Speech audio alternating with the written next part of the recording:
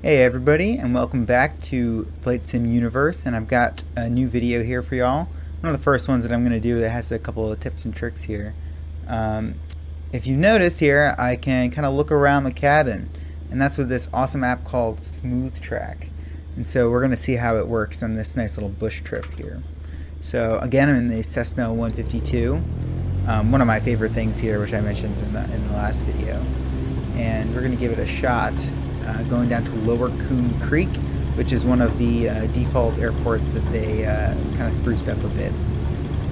So I kind of got into this mountain flying a little bit, a lot more recently into Flight Simulator 2020 here.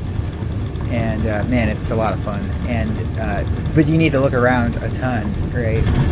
So here we go. Cool, we're off.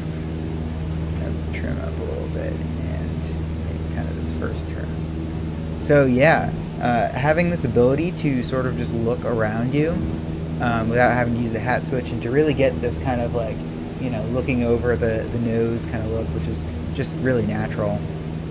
You can still use the hat switch here, so if you like really wanted to, and if you wanted to reset some stuff here. So I kind of pull back, take it off my flaps, and yeah, just flying on these like, you know, brisk early morning runs down these like gorgeous canyons. Yeah, okay, just kind of look up there,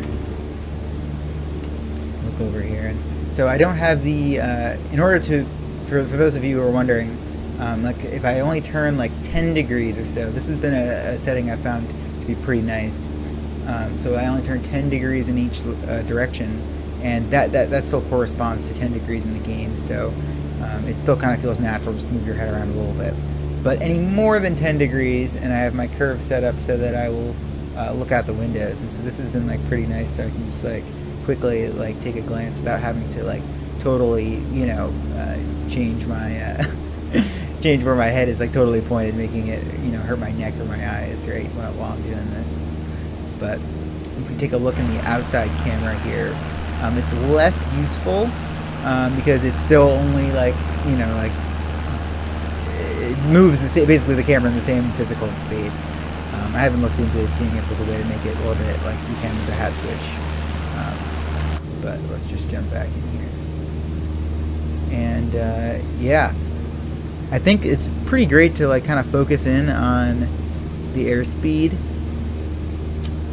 in all of our gauges. This is going to be really nice to use with the G1000, or like to look really close in to see like what your heading is and like what's going on here. Yeah. Alright, while we make our way down the canyon, I wanted to just show some of the setup behind this, and some of my curves here for like how much I lean versus how much the program interprets it. So if we look in here, this is the curve that I have set up for looking left and right. So it kind of follows a pretty linear path from 0 degrees to 20 degrees. So it like basically is like if you just turned your head the same amount. But once you look past that, then I just have it ramp up all the way basically to looking behind you. So that way you can kind of look easily to your left and right. And a similar thing here for looking up and down, except I have a little bit of a, you know, a shallower curve in the beginning there, so that the camera doesn't go up and down all the time while you're just, you know, kind of just staring forward mostly. So all the X, Y, and Z roll, those ones I left pretty much the default, the one-to-one mapping. So and you can see here, you can even like lean in and get to some of the dials here on this G1000. So alright, so here we are a couple minutes later, and we're right down the canyon, and I can spot the airport. So it's perpendicular to this canyon, so which means we're going to have to enter the canyon and then kind of make like a sharp turn inside the canyon, which is going to be pretty interesting. It's definitely a bit bumpy out, so this will make it even more interesting. And we'll see if this visibility really helps improve, you know, kind of the landing and the situational awareness. So yeah, let's make a left entry here to the, I guess technically the right pattern. And I mean, if you can even have a pattern in a canyon like this. I'm going to put out some flaps because we need some flaps. And I'm just going to kind of find a good time to turn, probably right after that canyon bump over there on our right. So I'm going to come up here and make a sharp turn.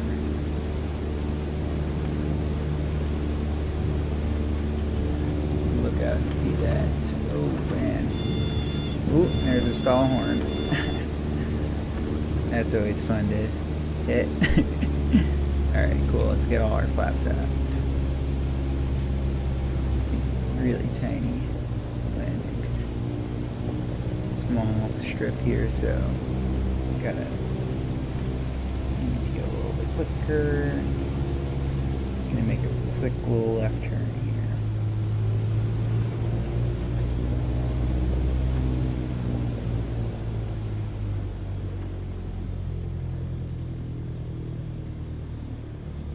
I floated a bit too much there. Let's see if I can make this still.